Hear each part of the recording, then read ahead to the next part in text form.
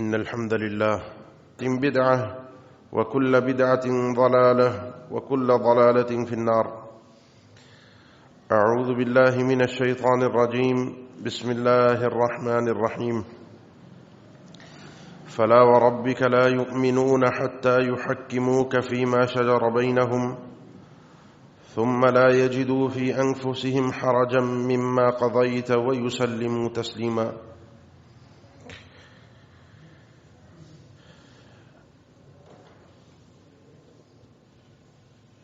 انسانیت کی ابتدا سے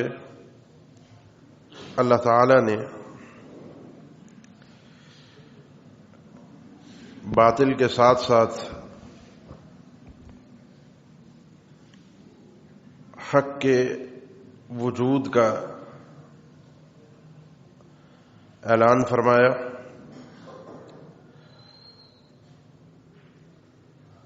اور جہاں جہاں انسانیت میں بگاڑ آتا رہا وہاں وہاں شریعت کی طرف سے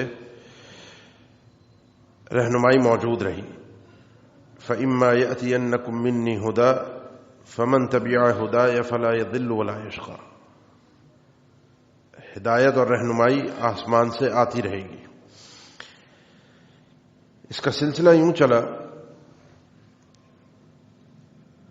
کہ ہر قوم اور ہر ملت میں اور ہر زمانے میں انبیاء موجود رہے. کوئی زمانہ اور کوئی قوم انبیاء سے خالی بھی رہی، لیکن جو نبی آتا وہ اپنی قوم کا اور اپنے علاقے کا نبی ہوتا. اس کی تعلیمات اور اس کی رہنمائیاں اسی علاقے تک محدود تھیں. ہاں، باہر کے لوگ اگر چاہیں ان تک ہدایت پہنچ جائے، توحید اللہ پر ایمان قبول کرنا چاہیں، موقع ہے تو ان تک بات پہنچائی جا سکتی ہے. یہ سلسلہ عیسیٰ علیہ السلام تک چلتا رہا. پھر اس کے بعد اللہ تعالیٰ نے خود قرآن مجید میں ذکر فرمایا کہ اعلیٰ فترۃ من الرسل، اللہ کے نبی صلی اللہ علیہ وسلم رسولوں کے ایک وقفے کے بعد آئے ہیں. ایک خالی وقت گزرا، اس کے بعد اللہ کے نبی صلی اللہ علیہ وسلم کی بعثت ہوئی. آپ کو عرب میں مبعوث کیا گیا، آپ قریش میں سے تھے، لیکن آپ کے لیے اللہ تعالیٰ نے اعلان فرمایا کہ آپ آخری نبی ہیں. ما کان محمد ابا احد من رجالکم ولکن رسول اللہ وخاتم النبیین. اور آپ کے لیے یہ اعلان فرمایا قل یا ایھا الناس انی رسول اللہ الیکم جمیعا. ساری انسانیت سن لے، اس دنیا میں بسنے والے سب لوگ سن لیں، اب اللہ کے نبی صلی اللہ علیہ وسلم ساری انسانیت کے لیے رسول ہیں. جگہ کے اعتبار سے آپ پوری دنیا کے لیے رسول ہو گئے، اور وقت کے اعتبار سے آپ قیامت تک کے لیے رسول ہو گئے. یعنی کوئی علاقہ اور کوئی جگہ ایسی نہیں کہ جس کے لیے اب کوئی اور رسول یا کسی اور کی رسالت قابل قبول ہوگی، اور کوئی زمانہ ایسا نہیں آئے گا کہ جس زمانے میں کسی اور نبی اور رسول کی ضرورت پیش آئے. اللہ نے جو ہدایت نازل فرمانی تھی وہ فرما دی. اسی لیے آپ جب یہ سنتے ہیں کہ یہودیوں کو اس بات پر ایک طرح کا اندر سے غم تھا کہ الیوم اکملت لکم دینکم واتممت علیکم نعمتی ورضیت لکم الاسلام دینا، یہ آیت ہمارے لیے کیوں نہیں نازل ہوئی کہ دین مکمل ہو گیا، اب اللہ کی طرف سے مزید کوئی نئی رہنمائی نہیں آئے گی جس کو دین کہا جائے، جس کو شریعت کہا جائے. وہ رہنمائیاں بند ہو گئی ہیں. خوابوں کا ایک سلسلہ اپنی جگہ جاری رہے گا، لیکن وہ دین نہیں ہے، وہ شریعت نہیں ہے. تو ہر جگہ کے لیے اور ہر وقت کے لیے اللہ کے نبی صلی اللہ علیہ وسلم کو آخری رسول بنا کر بھیج دیا ہے. آپ نے فرمایا میری مثال ایسے ہے جیسے ایک محل ہو، قصر ہو، تعمیر ہو، اور اس محل میں صرف ایک اینٹ سامنے کی طرف سے کم ہو. پورا محل خوبصورت ہے، بنا ہوا ہے، تیار ہے، لیکن ایک جگہ پر ایک اینٹ کی جگہ خالی ہے. آپ نے فرمایا وہ اینٹ جو ہے وہ میں ہوں. جب وہ لگ جائے گی یہ عمارت پوری ہو جائے گی. یہ انبیاء اور رسولوں کے تسلسل کا جو ایک محل ہے، اس میں یہ آخری اینٹ میں تھا، یہ پورا ہو گیا. اب کوئی رہنمائی آسمان سے مزید نہیں آئے گی۔ یہ پہلا نقطہ ہے اس مسئلے کو سمجھنے کے لیے کہ کیا دین و شریعت، احادیث، اللہ کے نبی صلی اللہ علیہ وسلم کے فرامین ہمارے اس دور کے مسئلوں کو حل کرنے کے لیے کافی ہیں یا حل کر سکتے ہیں۔ اس میں پہلا مقدمہ یہ ذہن میں رکھیے کہ اللہ کے نبی صلی اللہ علیہ وسلم کی رسالت ہر جگہ اور ہر وقت کے لیے، کوئی جگہ اور کوئی وقت آپ صلی اللہ علیہ وسلم کی رسالت سے باہر نہیں ہے۔ دوسری چیز یہ ذہن میں رکھیے کہ اللہ کے نبی صلی اللہ علیہ وسلم کو اللہ نے رسول بنا کر بھیجا ہے، آپ نے اپنی طرف سے کوئی بات نہیں کہی۔ اس بات کے دلائل ہم قرآن سے تو کافی سنتے ہیں، وَمَا يَنطِقُ عَنِ الْهَوَىٰ إِنْ هُوَ إِلَّا وَحْيٌ يُوحَىٰ، آپ اپنی خواہشات سے نہیں بولتے، آپ کا جو بولنا ہے وہ اللہ کی وحی کی روشنی میں ہے۔ اے نبی، آپ کے رب ہونے کی مجھے قسم ہے، فَلَا وَرَبِّكَ لَا يُؤْمِنُونَ حَتَّىٰ يُحَكِّمُوكَ فِي مَا شَجَرَ بَيْنَهُمْ، وہ مومن ہی نہیں ہو سکتا جب تک اپنے اختلافات میں وہ آپ کو حاکم تسلیم نہ کرے، اور آپ کے فیصلہ آ جانے کے بعد ثُمَّ لَا يَجِدُوا فِي أَنفُسِهِمْ حَرَجًا مِّمَّا قَضَيْتَ، اس کے دل میں کسی قسم کی کوئی تنگی، تکلیف، کجی، کسی دل کے اندر یہ احساس کہیں پر کہ یہ فیصلہ صحیح نہیں ہوا، یہ فیصلہ ٹھیک نہیں ہے، یہ نہیں ہونا چاہیے۔ جس کے دل میں یہ کیفیت ہو کہ وہ مکمل رضا کے ساتھ آپ کے فیصلے کو تسلیم کرے، چاہے وہ اس کے مرضی کے موافق ہے، اس کے اپنے بنائے ہوئے مفادات کے موافق ہے یا خلاف ہے۔ رسول اللہ صلی اللہ علیہ وسلم کے فیصلے کو تسلیم کرنے میں وقتی اگر کوئی نقصان ہو بھی رہا ہے تو وہ اسے دل کی گہرائی کے ساتھ مکمل تسلیم کر رہا ہے، یہ پکا مومن ہے۔ اور جو اپنے مفادات کے حساب سے قبول کرتا ہے کہ جہاں اپنا فائدہ ہے وہاں نبی کی بات قبول ہے، جہاں اپنا فائدہ نہیں وہاں نبی کی بات قبول نہیں، جہاں مزاج کے مطابق نہیں وہاں نبی کی بات قبول نہیں، اس نے ثم لا یجدوا فی انفسہم حرجا مما قضیت کا تقاضے کو پورا نہیں کیا۔ یہ دلائل آپ سنتے رہتے ہیں، یہ ممبروں سے اس کی آواز آتی رہتی ہے۔ میں آج آپ کو اس زاویے سے سمجھانا چاہتا ہوں جس زاویے سے ہمارے ذہن میں اعتراض بیٹھا ہے کہ اللہ کے نبی صلی اللہ علیہ وسلم کے فرامین کی وہ حیثیت نہیں ہے کہ ہم اسے دین اور شریعت تسلیم کریں۔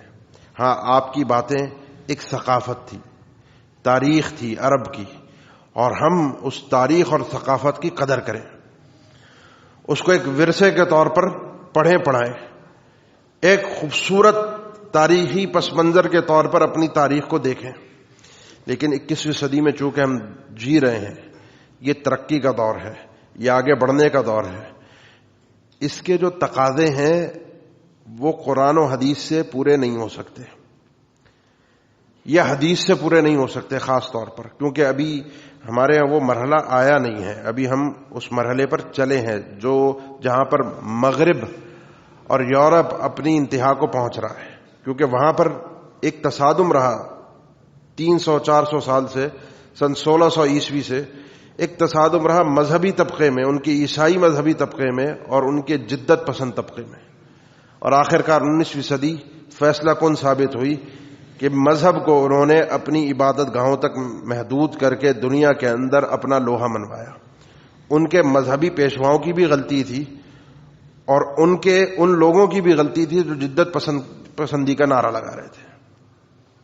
تو وہاں تو فیصلہ ہو گیا، یہاں پر فیصلہ کرنے کے لیے پہلی سیڑھی یہ ہے کہ ڈائریکٹ قرآن کا انکار کرنے والے کرنا شروع ہو گئے ہیں۔ اب بہت سے لوگ ایسے ہیں جو آپ کو کچھ دنوں میں ماتم کرتے ہوئے نظر آئیں گے اور کچھ دنوں میں وہ اللہ کو گالیاں دیتے ہوئے بھی نظر آئیں گے۔ آپ کے اس ملک میں رہتے ہیں، آپ کے اس ملک کے صحافی بنے پھرتے ہیں، آپ کے ملک کے دانشور ہیں جو آپ کو جینے اور چلنے پھرنے کا سلیقہ اور طریقہ سکھائیں گے، وہ اللہ کے بارے میں نازیبا الفاظ بھی کہتے ہیں۔ تو وہ ایک درجہ تو وہاں تک پہنچ رہا ہے ان لوگوں کا، لیکن ہمارے لوگوں کی ذہن سازی یہ ہے کہ ٹھیک ہے ابھی قرآن کے اوپر بات نہ ہو، لیکن احادیث جو ہیں وہ اس قابل دین اور شریعت اور ملت ہونے کے حوالے سے ہمارے لیے قابل قبول نہیں، کیونکہ پہلا نقطہ اگر یہ تسلیم کر لیا کہ اللہ تعالیٰ کی طرف سے ہیں تو دوسرا نقطہ ماننا پڑے گا، اگر یہ اللہ کی طرف سے ہیں تو پھر ہر وقت اور ہر زمانے اور ہر جگہ کے لیے مؤثر ہیں۔ پھر احادیث پر اعتراضات طرح طرح کی باتیں، میں صرف آپ کو اس سوچ کے حوالے سے، جس ترقی سے اور جس جدت پسندی سے ہم متاثر ہیں، اس سوچ کے حوالے سے میں احادیث نبویہ پیش کرتا ہوں، اور آج کے دور میں چونکہ اس ایک سال کے اندر ہم بھی بہت کچھ لکھنا پڑھنا اور سیکھنا جان گئے ہیں. کورونا کی وجہ سے ہمیں بہت سارے ٹوٹکے سیکھنے اور جاننے کو ملے. ہمیں بہت ساری باتیں پتہ چلی کہ شریعت کی یہ جو حکم ہے جو 1400 سال پہلے آیا تھا یہ آج بھی اتنا ہی مؤثر ہے. آج کی جدید ترقی بھی انہی ٹوٹکوں کی محتاج ہے. ابتدا کر لیتے ہیں صرف اس بات کو ثابت کرنے کے لیے کہ اللہ کے نبی صلی اللہ علیہ وسلم کے فرامین جو ذاتی فرامین ہے جن کا کوئی ذکر قرآن مجید میں نہیں، وہ فرامین نبویہ اللہ تعالیٰ کی طرف سے ہیں. آپ صلی اللہ علیہ وسلم نے مسواک کا حکم دیا، تعلیم دی. لولا نشق علی امتی لامرتهم بالسواک مع کل صلاۃ عند کل صلاۃ مع کل وضوء. مجھے اپنی امت پر تکلیف کا ڈر نہ ہوتا تو حکماً وجوب ہوتا، لازمی ہوتا ہر وضو کے ساتھ ہر نماز کے اندر اپنے دانتوں کو صاف کریں. حکم نہیں دیا وجوب کے لیے لیکن ترغیب دے دی، اور ایک نہیں سینکڑوں احادیث ہیں. 70 فوائد تو ابن القیم نے ذکر کیے ہیں مسواک کرنے کے. السواک مطہرۃ للفم، آپ کے منہ کی صفائی ہے. یہ اس دور میں کسی نے جانا نہیں تھا، اور آپ صلی اللہ علیہ وسلم زیادہ تر جو مسواک استعمال کیا کرتے تھے جن کا حدیث میں تذکرہ ہے وہ اراک پیلو کی مسواک ہے. اب میں تفصیل میں نہیں جاتا، اٹھائیے آج کل ہمارے پاس جدت ہے، ہر شخص تو ایک دوسرے سے بڑھ کر معلومات رکھتا ہے. اٹھائیے موبائل، گوگل سے، دنیا کی معلومات سے جہاں لوگوں نے تحقیقات کی ہیں وہاں ان سے جا کر پوچھئے کہ اس پیلو کی مسواک کے کیا اثرات ہیں کہ جس کی وجہ سے اس کا خصوصی طور پر تذکرہ ہے، اور مسواک کے عموماً کیا فوائد ہیں. اس میں وہ کون سے ایسے عوامل شامل ہیں جو آپ کی منہ کی نظافت کا اہتمام رکھتے ہیں اور آپ کے دانتوں کو کیڑا لگنے نہیں دیتے، آپ کے منہ کی صفائی کا اہتمام کرتے ہیں، آپ کے منہ سے بدبو نہیں آتی. یہ بات 1400 سال پہلے ہوئی تھی جس دور میں لوگوں کو اس ترقی کا اندازہ نہیں تھا، لوگوں کو اتنا شعور نہیں تھا. وہ دنیا نے جو ہم اپنے حساب سے سوچتے ہیں ہم 21ویں صدی میں جی رہے ہیں، 21ویں صدی والا ماحول نہیں تھا. اور 21ویں صدی میں آ کر ہمیں روزانہ بتایا جاتا ہے کہ کتنی دفعہ ہم نے دانت صاف کرنے ہیں، ٹوتھ پیسٹ کس طریقے سے استعمال کرنا ہے، برش کرنے کا طریقہ کار کیا ہے. یہ 1400 سال پہلے یہ باتیں اللہ کے نبی ذکر فرما گئے تھے. آگے چلیے وضو. اب یہ کورونا کے اندر ہمیں پتہ چلا کہ ناک بھی صاف کرنی ہوتی ہے، کلی بھی کرنی ہوتی ہے، ہاتھ بھی دھونے ہوتے ہیں. کوئی 20 سیکنڈ بتا دے گا، کوئی آپ کو 40 سیکنڈ بتا دے گا، لیکن رسول اللہ صلی اللہ علیہ وسلم نے اللہ کی عبادت کے ساتھ، نماز کے ساتھ، مختلف چیزوں کے ساتھ اس وضو کو جوڑ کر بتا دیا کہ ہاتھ بار بار دھلتے رہیں، آپ کے منہ میں بار بار پانی جاتا رہے، آپ کی ناک بار بار صاف ہوتی رہے. آگے چلیے. کھجور کو آپ صلی اللہ علیہ وسلم نے ایک نہیں کئی احادیث ہیں جس میں آپ نے فرمایا بیت لا تمر فیہ جیاع اہلہ. صحیح مسلم کی حدیث ہے، جس گھر میں کھجور نہیں ہے وہ گھر والے بھوکے سمجھے جائیں. اس کے کئی معنی ہیں، اس حدیث کے کئی معنی اور شرح ہے، میں اتنی تفصیل میں نہیں جانا چاہتا. آپ صلی اللہ علیہ وسلم نے کھجور کے حوالے سے یہ بھی ارشاد فرمایا کہ جو شخص یہ کھجور نہیں کھاتا یا استعمال نہیں کرتا وہ اپنے آپ کو بھوکا تصور کرے. جس گھر میں نہیں پائی جا رہی، جس گھر کے لوگ اس کو استعمال نہیں کر رہے، وہ اپنے آپ کو بھوکا تصور کرے.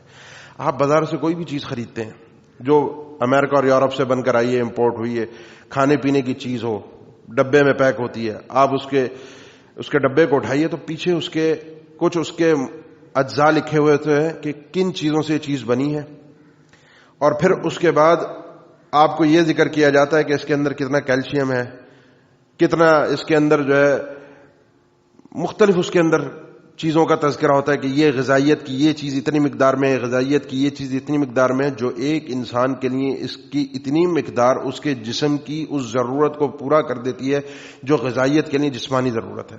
یہ ہر چیز پر لکھا ہوگا. کوئی چیز پوری کر رہی ہوتی ہے، کوئی چیز پوری نہیں کر رہی ہوتی. جائیے تحقیق کیجئے. اپنے جس علم پر ہمیں گھمنڈ ہے، بھروسہ ہے، ہم بڑے آرام سے اعتراض کر لیتے ہیں. اٹھائیے تحقیق کیجئے کہ کھجور کے اندر وہ کون کون سے اجزاء شامل ہیں اور کھجور کے اندر وہ کون کون سی غذائیت کی چیزیں شامل ہیں کہ جن کو کھانے سے واقعتاً انسان کے جسم کی غذائیت کی ضرورت پوری ہو سکتی ہے. زمزم کا تذکرہ قرآن میں نہیں ہے. کھجور کا تو ہے 20 دفعہ قرآن مجید میں اللہ تعالیٰ نے کھجور کا تذکرہ مختلف انداز میں ذکر فرمایا ہے، لیکن اس کی غذائیت کے اس اعتبار سے کہ یہ پوری ایک غذا ہے، یہ اللہ کے نبی صلی اللہ علیہ وسلم کے فرامین میں موجود ہے. یہ آپ نے خود تو نہیں ذکر فرمایا کیونکہ آپ کی حیثیت تو اللہ نے بتا دی تھی. الذین یتبعون الرسول النبی الامی الذی یجدونہ مکتوبا. یہ رسول بھی ہیں لیکن امی ہیں، انہوں نے کہیں سے سبق حاصل نہیں کیا، کسی فلسفی سے تعلیم حاصل نہیں کی، کسی فلسفے سے متاثر نہیں ہے، کوئی ان کا استاد نہیں ہے، انہوں نے لکھنا پڑھنا دنیا میں کسی سے سیکھا ہی نہیں ہے، اور ایک ایسا آدمی جس نے کہیں سے تعلیم حاصل ہی نہ کی ہو اور اس انداز کی اور اس نوعیت کی باتیں کر رہا ہو جو آج ہم اپنے ترقی یافتہ دور کے اندر اس کی افادیت کو جان رہے ہوں، تو ہمیں جان لینا چاہیے کہ یہ آپ کی ذاتی باتیں نہیں تھیں، یہ شخصی تجربہ نہیں تھا، یہ عرب کی ثقافت اور تاریخ نہیں تھی، یہ ایک دین اور ملت اور شریعت تھی۔ زمزم کے متعلق اللہ کے نبی صلی اللہ علیہ وسلم نے فرمایا لما شرب لہ، جس چیز کے لیے پیا جائے، اس میں پوری غذا ہے، پوری غذا ہے، اس کو بھی اٹھا لیجئے۔ اس پر تو تحقیق کرنے والے آج تک کرتے رہے، پورے مکہ کے سائڈوں سے کھود کھود کر پانی نکال کر زمزم کے ساتھ مقارنہ کر کے تھک گئے کہ زمزم کے کنویں میں پانی آتا کہاں سے ہے، جو غذائیت اس کے اندر ہے پورے مکہ کے اندر زمین کے اندر پائے جانے والے پانی کے اندر وہ غذائیت نہیں پائی جاتی۔ اس کے اندر کس نوعیت کی غذائیت پائی جاتی ہے جا کر انسان تحقیق کرے، معلوم کرے پانی کہاں سے رہا ہے، یہ چشمہ صدیوں سے پھوٹ کہاں سے رہا ہے۔ آپ نے فرمایا جو نیت کر کے پیو گے وہ ملے گا، جس شفا کی نیت کرو گے وہ ملے گا۔ زاد المعاد ابن القیم رحمہ اللہ نے کتاب سفر حج میں لکھی، کہتے ہیں میں نے اپنی کئی بیماریوں کا علاج کسی زمزم سے کیا، نیت کرتا تھا، پیتا تھا اور میرے مسئلے حل ہو جاتے تھے۔ امام شوکانی نے نیل الاوطار میں اس کے بڑے فوائد ذکر کیے ہیں۔ حافظ ابن حجر خود ذکر کرتے ہیں میں نے یہ تو ایک جسمانی نیت ہے، میں نے کچھ روحانی نیتیں کی کہ اللہ تعالیٰ زمزم پیتے ہوئے میں نے دعا کی کہ اللہ تعالیٰ مجھے میرے شیخ میرے استاد امام ذہبی جیسا علم عطا فرما دے، اللہ نے مجھے عطا کر دیا۔ زیادہ دور نہ جائیے، علامہ احسان اللہ ظہیر کے حوالے سے رحمہ اللہ کے حوالے سے لوگ ذکر فرماتے ہیں، ان کو بھی پتھری کا مسئلہ تھا اور ڈاکٹر نے آپریشن کا کہا، جا کر زمزم پیتے رہے، دعا کرتے رہے، وہ پتھری ویسے ہی جسم سے باہر آ گئی، اور ڈاکٹر حیران تھے کہ اس نوعیت کی پتھری خود سے باہر نہیں آ سکتی، اس کو پہلے توڑنا پڑتا ہے پھر یہ باہر نکلتی ہے۔ تجربہ نہیں، یقین کے ساتھ پی کر ضرور دیکھیے گا، کوئی بیماری ہو، کوئی مسئلہ ہو، کوئی معاملہ ہو، یقین اللہ کو آزمائیے گا نہیں، اللہ پر بھروسہ کر کے پیجئے گا، آپ کو یقین آ جائے گا کہ رسول اللہ صلی اللہ علیہ وسلم کا یہ فرمان ذاتی نہیں ہے کہ ماء زمزم لما شرب لہ، یہ اللہ نے آسمان سے بھیجا ہے، یہ اللہ کی وحی ہے، آپ کا ذاتی فرمان نہیں ہے۔ کھانے پینے کے حوالے سے اللہ کے نبی صلی اللہ علیہ وسلم نے کھڑے ہو کر کھانے پینے کی ممانعت ارشاد فرمائی۔ آپ کی جدید طب بتاتی ہے کہ کھڑے ہو کر کھانے پینے کے کیا نقصانات ہیں، جا کے تلاش کر لیجئے۔ زیادہ کھانے کے متعلق آپ صلی اللہ علیہ وسلم کے فرامین کتاب الاکل والشرب جتنے احادیث کی کتابیں ان کے اندر بھرے ہوئے ہیں۔ اللہ تعالیٰ نے قرآن مجید میں ذکر کیا وَكُلُوا وَاشْرَبُوا وَلَا تُسْرِفُوا، کھانے پینے کا انسان اہتمام رکھے، اضافہ نہ کرے، حد سے زیادہ نہ کھائے۔ اس کے نقصانات انسان جا کر دیکھ لے کہ زیادہ کھانے کے کیا نقصانات ہیں۔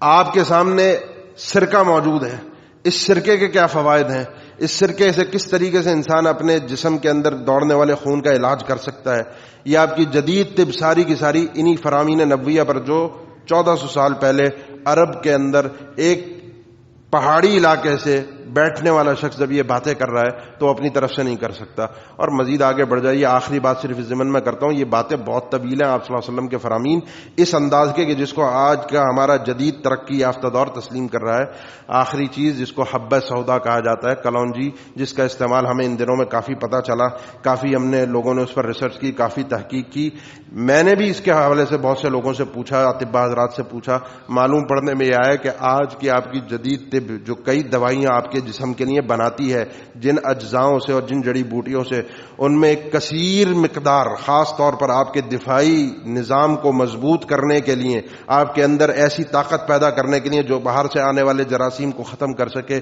اس میں اس کلونجی کا جدید دوائیوں کے اندر استعمال ہوتا ہے۔ جدید دوائیوں میں جو آپ یہ بازار سے خرید کر استعمال کرتے ہیں اس کے اندر اس کو شامل کیا جاتا ہے باقاعدہ۔ یہ ریسرچ آج کے دور میں جا کر جب پوری ہوتی ہے اور 1400 سال پہلے بیٹھا ہوا ایک ایسا آدمی جس نے کسی سے تعلیم حاصل نہیں کی اور وہ یہ باتیں آپ کے سامنے ذکر کر رہا ہے، طب کے میدان میں، فلکیات کے میدان میں، آسمان اور زمین کے نظام کے میدان میں، یہ ایک لمبی بحث ہے کہ احادیث کس طریقے سے اللہ کی وحی ہے۔ پہلا نقطہ صرف ابھی میں سمجھا رہا ہوں، میں ابھی اس نقطے پر نہیں آیا کہ دور جدید کے مسائل کا حل کیا احادیث نبویہ پیش کر سکتی ہیں، کیونکہ ہمارا پہلا نقطہ اعتراض یہ ہوتا ہے کہ احادیث نبویہ ذاتی باتیں ہیں، ذاتی تجربات ہیں، ذاتی فرامین ہیں، یہ ایک تاریخی ورثہ ہے، عرب کی ثقافت ہے، لہذا اس کو اسی تک محدود رکھا جائے۔ ہمارا جدید دور ان چیزوں کا متحمل نہیں ہے، یا پھر ہم بہت زیادہ سے زیادہ احادیث نبویہ یا دین کو مسجد تک محدود کرتے ہیں، مسجد سے باہر لے کر نہیں جاتے۔ ہاں عبادت تک تو ہم نہیں پہنچ سکتے، جتنی بھی ترقی کر لیں عبادت کا طریقہ ہم ایجاد نہیں کر سکتے، لیکن اپنے رہن سہن اٹھنے بیٹھنے کا طریقہ ہم ایجاد کر سکتے ہیں۔ یہ ایک سوال تھا جو میں شروع میں ذکر کرنے کے بجائے اس وقت ذکر کرتا ہوں تاکہ آپ کو اس گتھی کو اچھی طریقے سے سلجھانے میں آسانی ہو۔ احادیث سے مراد کیا ہے اور دور جدید سے کیا مراد ہے، دور جدید کے مسائل سے کیا مراد ہے؟ جب تک یہ نقطہ حل نہیں ہوگا جب تک بات سمجھ میں نہیں آئے گی۔ احادیث سے ہر وہ بات، ہر وہ فرمان اللہ کے نبی صلی اللہ علیہ وسلم کا، آپ کی خاموشی، آپ کا انکار نہ کرنا، آپ کا کوئی کام نہ کرنا بطور دین کے، یہ سب چیزیں دین میں ہیں۔ اب سوال یہ بطور دین کے اور بطور دنیا کے تفریق کیسے ہوگی؟ میرا آپ کا کام دنیا ہے۔ میں آج یہ مثال میں ایک دے رہا ہوں، یہ ٹوپی پہن کر بیٹھا ہوں، یہاں پر کھڑا ہوں آپ کے سامنے، یہ کوئی دین نہیں ہے یہ والی ٹوپی پہننا۔ لیکن اگر رسول اللہ صلی اللہ علیہ وسلم ایسا کوئی کام کرتے ہیں جو آپ کی ذات سے بھی تعلق رکھتا ہے تو وہ بھی ہمارے لیے پہلے نمبر پر دین ہے۔ ساری دنیا جو کرتی ہے وہ دنیا ہے، وہ دنیا کا کام ہے، وہ اس کا اپنا کام ہے۔ رسول اللہ صلی اللہ علیہ وسلم جو کرتے ہیں وہ دین ہے۔ ہاں کوئی کسی کام میں آپ کہہ دیں کہ یہ دین نہیں ہے، یہ دنیا ہے، وہاں ہم آزاد ہو جاتے ہیں۔ جہاں آپ نہ کہیں اور آپ بیان کر دیں، صرف کہہ دیں، لوگ اس کو آنکھ بند کر کے تسلیم کرنے والے تھے۔ آپ نے مدینہ آ کر کہہ دیا، آپ مکہ سے تشریف لائے جہاں کھجوریں نہیں تھیں، مدینہ آئے، آپ نے دیکھا کہ وہ نر اور مادہ کھجور کا امتزاج کرتے ہیں، ان کو آپس میں اس انداز میں ملا دیتے ہیں جب کھجوریں پکنے کا یا ایک موسم آتا ہے، وہ ان کو پتہ ہے۔ آپ نے فرمایا کہ اگر یہ کام نہ کرو تو اس سے کیا فرق پڑے گا، یہ نر اور مادہ کے ملانے سے کیا، یہ کیا سائنس ہے اس کے پیچھے؟ انہوں نے نہیں کیا۔ جب پھل ہوا نہ اس میں کوئی ذائقہ اور نہ تعداد میں زیادہ کوئی مزیدار میٹھا پھل نہیں تھا، وہ کھجوریں کسی کام کی نہیں تھیں۔ رسول اللہ صلی اللہ علیہ وسلم کے پاس اللہ کے نبی، آپ نے کہا تھا، ہم نے کام کر دیا، نقصان بھی ہو گیا۔ پوچھا نہیں کہ دین ہے دنیا ہے، بس آپ نے کہہ دیا، اس کے بعد سوال نہیں ہے، پوچھا نہیں جائے گا آپ سے۔ لیکن جب ایک نتیجہ سامنے آیا تو انہوں نے صرف سوال کیا، اللہ کے نبی یہ ہوا ہے، ہم نے ایسے ہی چلنا ہے، اب اپنے طریقے پر واپس پلٹ جائیں؟ آپ نے فرمایا تو تمہارے دنیا کے معاملات تھے، اس میں تمہیں زیادہ تجربہ ہے، تم زیادہ بہتر سمجھتے ہو، تم اپنے حساب سے چلتے ہو۔ سوال کیے بغیر انہوں نے عمل کر لیا، اور اس نوعیت کو اللہ نے بیان فرمایا کہ فَإِنْ آمَنُوا بِمِثْلِ مَا آمَنْتُمْ بِهِ فَقَدِ اهْتَدَوْا۔ اس انداز میں جس کا ایمان ہوگا وہ ہدایت یافتہ ہوگا، جو آپ سے پوچھے گا نہیں اللہ کے نبی اس کام کے کرنے کا فائدہ کیا ہے اور نقصان کیا ہے، اس کام کے کرنے سے مجھے ملے گا کیا، اس کام کی لاجک کیا ہے، کیونکہ آج کے دور میں نئی نسل کو یہ سکھایا گیا ہے، بتایا گیا ہے کہ ہر چیز کے پیچھے لاجک ہوتی ہے، لہذا اس کا سوال کرو۔ واقعتاً ہوتی ہے، شریعت کا کوئی حکم فضول نہیں ہے، لیکن بہت سی لاجکس ایسی تھیں جن کو 1300 سال میں انسانیت نے سمجھا نہیں، جانا نہیں، لیکن لوگوں کے ایمان نے اس کو تسلیم کیا، مسلمانوں نے اس پر عمل کیا۔ 14ویں صدی میں جو یہ ہمارا 21ویں صدی کا دور گزرا، اس میں بہت ساری گتھیاں سلجھ گئیں، کچھ سوالوں کے جواب ابھی بھی باقی ہیں، ان کے آگے وہ سوالیہ نشان آج تک موجود ہے، وہ حل آج تک نہیں ہو سکے۔ ابھی ہم نے اتنی ترقی کی نہیں ہے، ہماری سائنس بھی 10-20 سال بعد پلٹا کھا جاتی ہے، کبھی کچھ ہوتا ہے اور کبھی کچھ ہوتا ہے، نئی نئی تحقیق آتی ہے، نئی نئی دریافتیں آتی ہیں۔ جس گمان اور گھمنڈ پر ہم کھڑے ہیں وہ گھمنڈ اگر ٹوٹ جائے 10-20 سال کے بعد تو ہم کہاں ہوں گے؟ لہذا ابھی انتظار ہمیں کرنا چاہیے کہ آگے دنیا ترقی کر کے کہاں تک پہنچے گی، کتنی گتھیاں سلجھائے گی۔ جب وہ سلجھائے گی، میرا کام ابھی تسلیم کرنا ہے، میرا کام ابھی ماننا ہے۔ یہ ہے فرامین نبویہ، یہ ہے احادیث نبویہ جو اللہ تعالیٰ کی طرف سے ہیں۔ یہ عقلی اور نقلی دونوں طرح سے یہ چیز ثابت ہے کہ اللہ کے نبی صلی اللہ علیہ وسلم کے فرامین اللہ تعالیٰ کی وحی ہیں۔ ان کا تعلق چاہے طب سے ہو، آسمان اور زمین کے نظام سے ہو، ان کا تعلق انسانی جسم کے اندرونی معاملات سے ہو، اس کی پیدائش کے انداز اور طریقہ کار سے ہو، کس طریقے سے کتنی مدت تک بچہ ماں کے پیٹ میں کس شکل میں رہتا ہے، اس کے بعد کیا شکل اس کی بنتی ہے، اس کے بعد کتنے دن بعد کون سی شکل میں آتا ہے، کب اس کے اندر روح پھونکی جاتی ہے، کب اس کے دل کی دھڑکن شروع ہوتی ہے۔ یہ تو آج الٹرا ساؤنڈ سے ہمیں پتہ چلتا ہے، 4 مہینے کے بعد جا کر اندازہ ہوتا ہے، 5ویں مہینے میں، 6 مہینے میں، کہ بچہ ہے یا بچی ہے، دل دھڑکنا شروع ہوا ہے نہیں ہوا۔ رسول اللہ صلی اللہ علیہ وسلم نے تو پہلے ہی بتا دیا تھا کہ کتنی مدت کے بعد جا کر اس کے اندر روح پھونکی جاتی ہے، کتنی مدت کے بعد شکل و صورت واضح ہونا شروع ہوتی ہے، جو آج ہم جدید سائنس کے ذریعے سے مان تو رہے ہیں، لیکن رسول اللہ صلی اللہ علیہ وسلم کی باتوں پر ہمیں اتنا یقین اور اعتماد نہیں ہے۔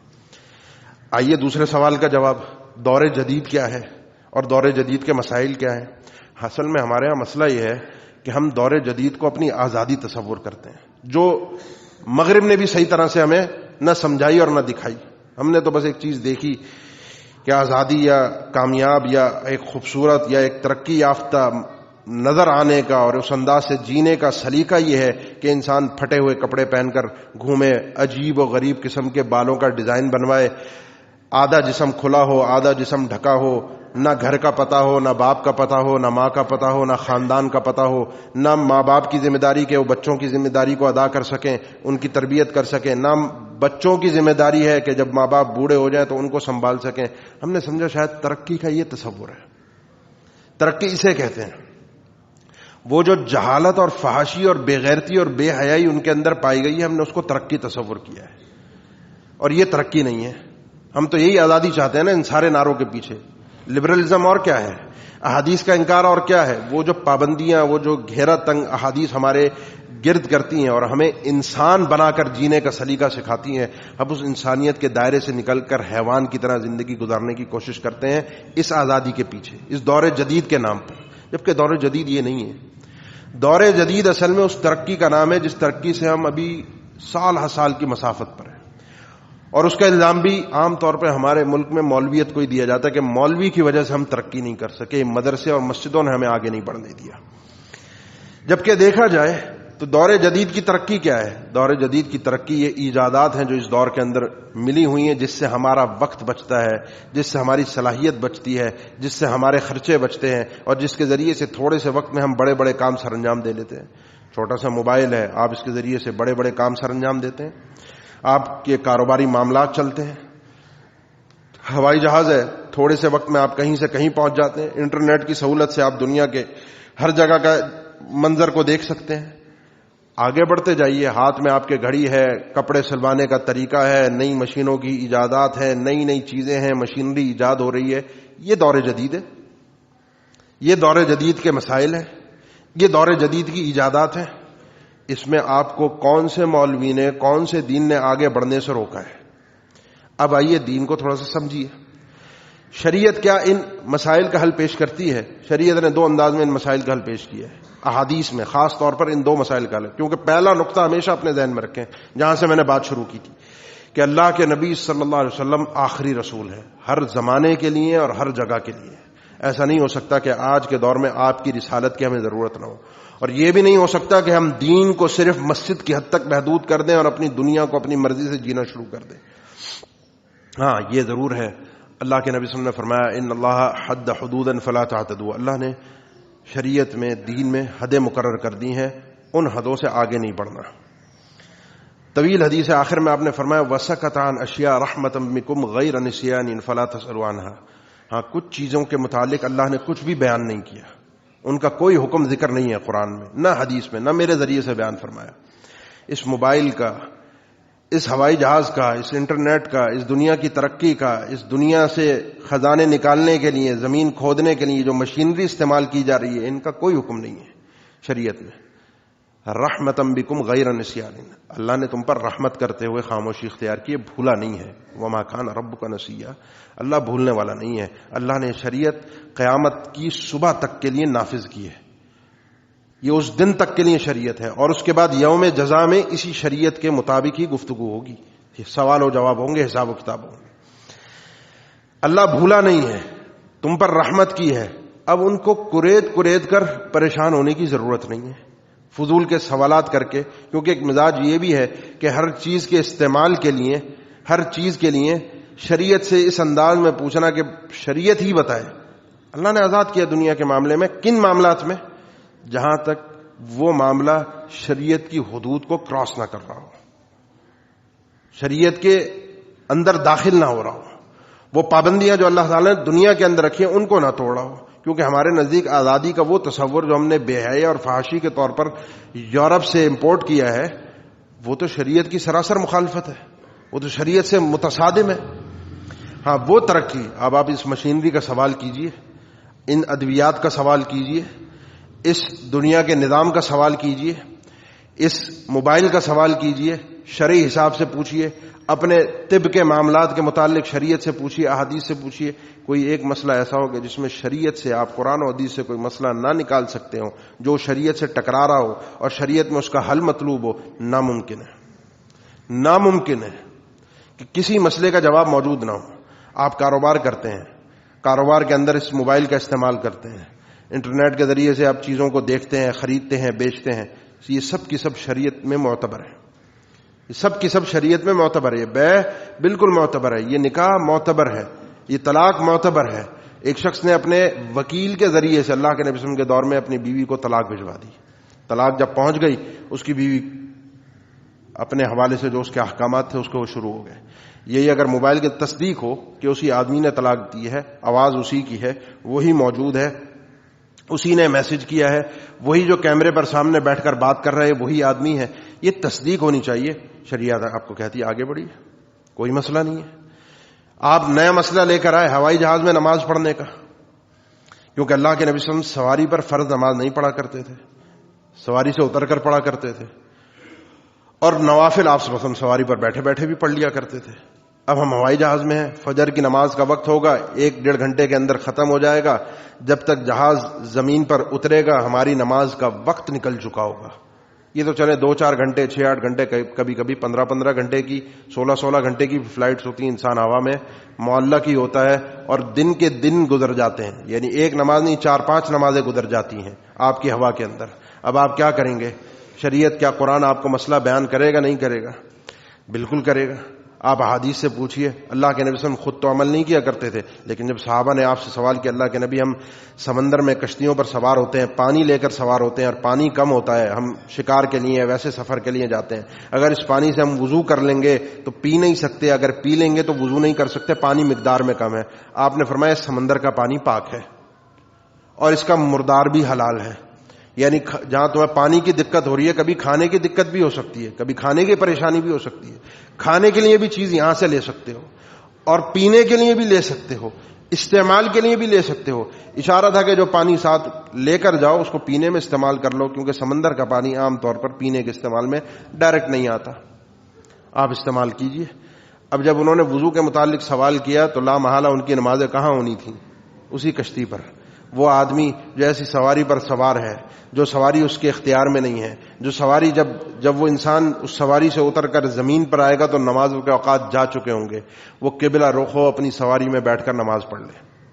اور یہ نقطہ کہ کیا دور جدید کے مسائل احادیث سے حل ہو سکتے ہیں، یہ صحابہ کے ذہن میں ایمانی طور پر راسخ تھا. وہ اس چیز کو تسلیم کرتے تھے، وہ جانتے تھے کہ ہر مسئلے کا حل قیامت تک آنے والی چیز کے لیے احادیث کے اندر موجود ہے. اسی لیے اللہ کے نبی صلی اللہ علیہ وسلم نے جب دجال کا ذکر فرمایا، دجال آئے گا، اس کی ابتدا ایسی ہوگی کہ اس کا پہلا دن 40 سال، دوسرا دن 1 سال، تیسرا دن 1 مہینہ، چوتھا دن 1 ہفتہ، اور باقی دن، پہلا دن اس کا 1 سال، دوسرا دن 1 مہینہ، تیسرا دن 1 ہفتہ، اور بقیہ دن عام دنوں کی طرح ہوں گے، اور وہ 40 سال زمین کے اوپر رہے گا، یا 40 دن زمین کے اوپر رہے گا، معذرت.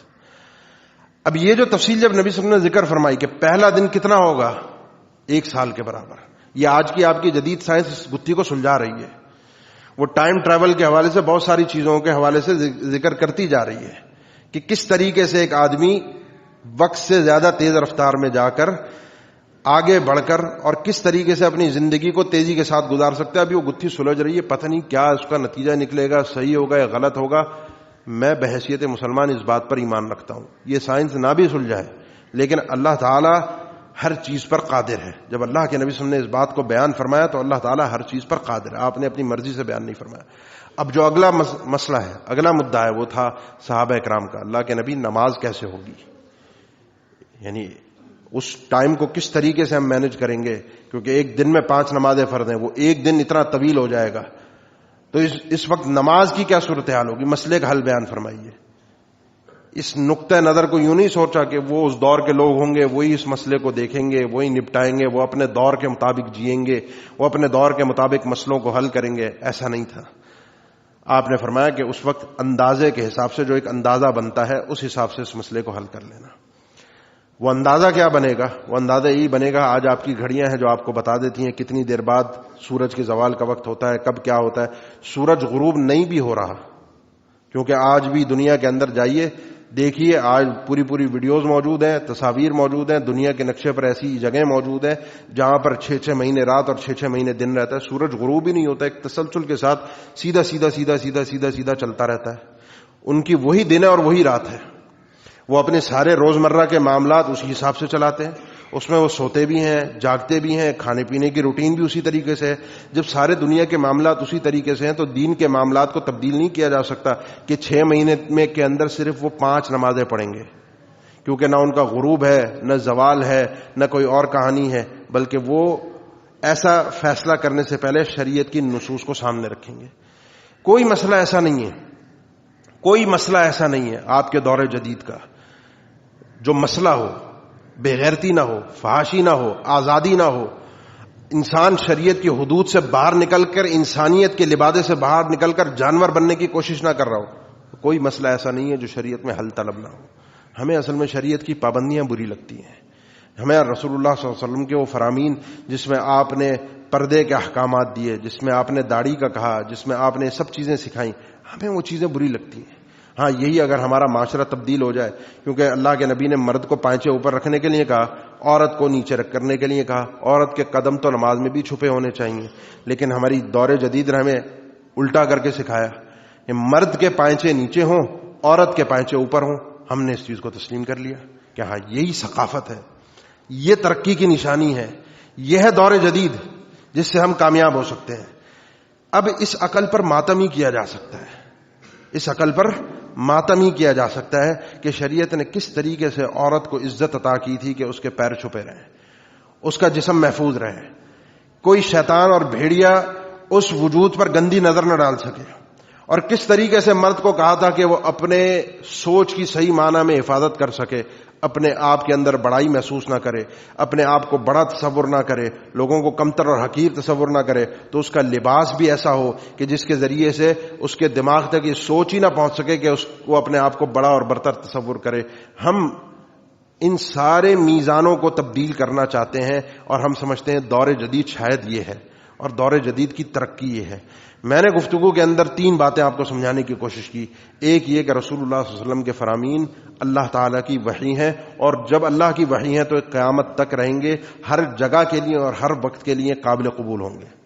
نمبر 2، احادیث سے کیا مراد ہے یہ سمجھنا ضروری ہے اور ہم نے اسے تسلیم کیسے کرنا ہے. نمبر 3، دور جدید سے کیا مراد ہے اور دور جدید کے مسائل کیا ہیں. ان 3 چیزوں کو اگر آپ سلجھا دیں گے آپ کو سمجھ میں آ جائے گا کہ شریعت کیا ہے، دین کیا ہے، اور دین مسئلوں کو کیسے حل کرتا ہے، اور دین معاملات کو کیسے چلاتا ہے. ہاں دین میری سوچ کا پابند نہیں ہے، میری عقل کا پابند نہیں ہے کہ جو میں سوچوں، جو میں سمجھوں، جس زمانے میں میں جی رہا ہوں اس زمانے کی ثقافت کا احترام شریعت کرے، اس زمانے کی ثقافت کے اعتبار سے، اس کی تاریخ کے اعتبار سے، اس کے معاملات کے اعتبار سے میں شریعت کو تبدیل کر دوں. یہ شریعت نہیں ہے. اللہ تعالی ہمیں سمجھنے کی توفیق دے. اقول قولی ھذا واستغفر اللہ لی ولکم وآخر دعوانا الحمد للہ رب العالمین.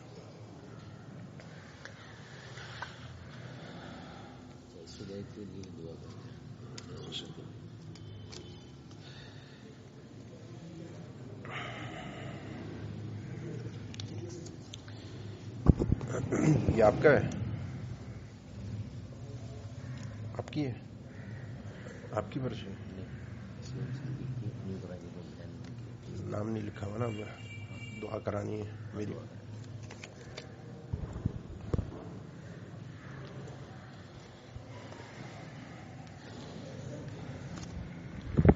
الحمد للہ علی احسانہ والشکر له علی توفیقہ وامتنانہ، واشہد ان لا الہ الا اللہ وحدہ لا شریک له تعظیما لشأنہ، واشهد ان محمدا عبده ورسوله الداعي الى رضوانه صلى الله عليه وعلى اله واصحابه واخوانه وسلم تسلیما كثيرا. اما بعد، صحیح مسلم کی حدیث ہے، آپ صلی اللہ علیہ وسلم نے ارشاد فرمایا کہ کوئی بھی آدمی میرے متعلق سنتا ہے، وہ یہودی ہو یا عیسائی ہو، اور پھر ایمان نہیں لاتا تو وہ جہنم میں جائے گا. میرے متعلق اس کو پتہ چل جائے کہ میں آخری نبی اور رسول تھا جس کا وعدہ ان کی کتابوں میں موجود تھا. اور دوسرے فرمان میں آپ صلی اللہ علیہ وسلم نے ارشاد فرمایا کہ اللہ تعالیٰ اپنے اس دین کو دنیا کے کونے کونے تک پہنچائے گا. ہر گھر میں دین داخل ہوگا، بعز عزیز او بذل ذلیل، یا تو کوئی اہتمام کے ساتھ، عزت کے ساتھ خود اس دین کو قبول کرے گا، یا دین اس کے اوپر غالب آئے گا اور اس کو مقہور کرے گا، مغلوب کرے گا. یہ دین، یہ اسلام ہر جگہ پہنچ کر رہے گا، ہر جگہ اس کی تعلیمات آئیں گی، ہر جگہ ہر زمانے میں یہ چیز پہنچے گی. اس نقطے کے ساتھ ایک چیز کا سمجھنا بہت ضروری ہے، اور وہ یہ اللہ کے نبی صلی اللہ علیہ وسلم پر ایمان۔ آپ پر ایمان کا مطلب یہ ہے کہ آپ مجھ سے زیادہ سمجھدار ہیں۔ آپ صلی اللہ علیہ وسلم کو جو اللہ تعالیٰ نے دین عطا کیا ہے اس پر آپ مجھ سے زیادہ عمل کرنے والے ہیں۔ آپ صلی اللہ علیہ وسلم کا علم میرے علم سے زیادہ ہے، اور آپ صلی اللہ علیہ وسلم کی بات کو ماننا، آپ کی رسالت کو تسلیم کرنا، آپ کو اپنے آپ سے بڑا تصور کرنا اور آپ کے پیچھے خاموشی سے چلنا، یہ آپ پر ایمان کا تقاضا ہے۔ یہ تو بات آپ نے یہودی اور عیسائیوں کے لیے کہی تھی۔ اگر کوئی مسلمان اسلام رکھتے ہوئے، آپ کا کلمہ پڑھتے ہوئے ان تقاضوں کو پورا نہیں کرتا، اسے بھی چاہیے کہ اپنے ایمان کے حوالے سے اپنے آپ سے سوال کرے کہ پھر اللہ کے نبی صلی اللہ علیہ وسلم کی رسالت پر اس کا ایمان کا مطلب کیا ہے، کس طریقے سے اس کا ایمان ہے۔ اللہ تعالیٰ سمجھنے کی توفیق دے۔ یہ چند اعلانات ہیں۔ یہ ہمارے ایک ساتھی ہیں عامر بھائی، ان کے بھانجے کی صفوان نام ہے، 2 سال کا بچہ ہے، بینائی کا مسئلہ ہے، نظر نہیں آتا اور کوئی علاج بھی سامنے نظر نہیں آ رہا۔ اللہ تعالیٰ بچے کو صحت اور عافیت دے اور اس کی بینائی کو بحال فرمائے۔ اسی طرح ہمارے ایک اور ساتھی ہیں ہاشم بھائی، ان کی ہمشیرہ یہ کورونا کے مرض میں اسپتال میں ہیں، وہ خود بھی بیمار ہیں۔ اللہ تعالیٰ ان کے پورے گھر کو صحت اور عافیت عطا فرمائے، اور جو بھی بیمار ہیں اللہ تعالیٰ ان کو، تمام بیماروں کو صحت اور عافیت والا معاملہ ان کے ساتھ رکھے، اور وباؤں سے ہم سب کو محفوظ رکھے، بیماریوں سے محفوظ رکھے۔ اسی طریقے سے یہ ہمارے ایک اور بھائی ہیں مسجد کے، ان کی بدھ کے روز بہن کا انتقال ہو گیا۔ اللہ تعالیٰ ان کی بہن کی بھی مغفرت فرمائے۔ اللہ تعالیٰ جو اہل ایمان اس دنیا سے چلے گئے ہیں ان کے درجات کو بلند کریں، ان کی قبروں کو منور فرمائے۔ ان الحمد للہ نحمده ونستعینه ونستغفره ونعوذ باللہ من شرور انفسنا ومن سیئات اعمالنا، من يهده الله فلا مضل له ومن يضلل فلا هادي له، واشهد ان لا اله الا الله وحده لا شريك له، واشهد ان محمدا عبده ورسوله۔ اللهم صل على محمد وعلى ال محمد كما صليت على ابراهيم وعلى ال ابراهيم انك حميد مجيد۔ اللهم بارك على محمد وعلى ال محمد كما باركت على ابراهيم وعلى ال ابراهيم انك حميد مجيد۔ عباد الله، إن الله يأمر بالعدل والإحسان وإيتاء ذي القربى وينهى عن الفحشاء والمنكر والبغي يعظكم لعلكم تذكرون، فاذكروا الله الجليل يذكركم واشكروه على آلائه ونعمه يزدكم، ولذكر الله أكبر والله يعلم ما تصنعون۔